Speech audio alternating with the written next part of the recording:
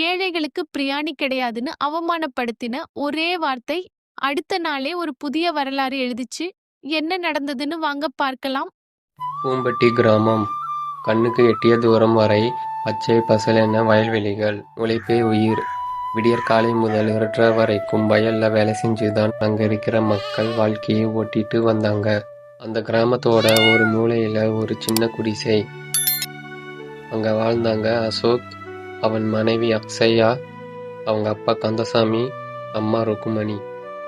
அன்றாட வேலை, அன்றாட சாப்பாடு, அதுக்கப்புறம் வேற கனவுகள் எதுவும் இல்ல. அந்த ஊர்ல ஒரு பெரிய ரொம்பவே ஃபேமஸான பிரியாணி கடை இருந்துச்சு.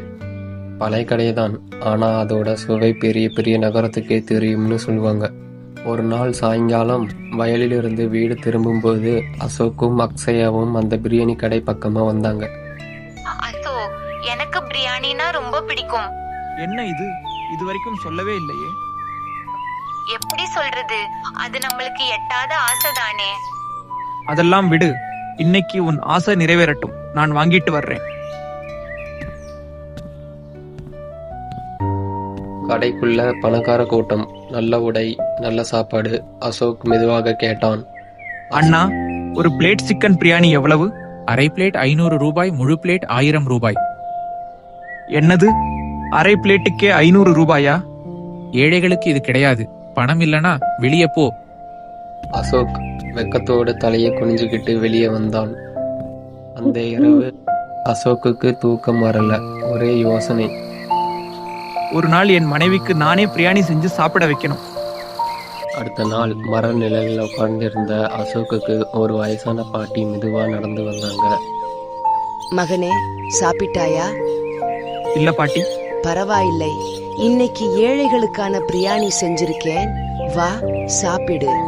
ஒரு வாய் சாப்பிட்டதும் அசோக்கின் முகம் மாறிச்சு. பாட்டி, இது செமையா இருக்கு. இதுதான் ஏழைகளின் பிரியாணி. விலை குறைவு இருந்தாலும் கௌரவமா சமைக்கணும். மசாலா, பொறுமை, மனசு, இதுதான் ரகசியம்.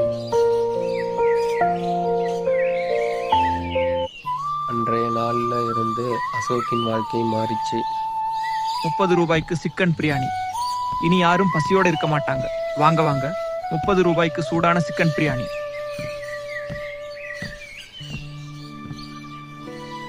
இப்படி ஒரு சுவையா?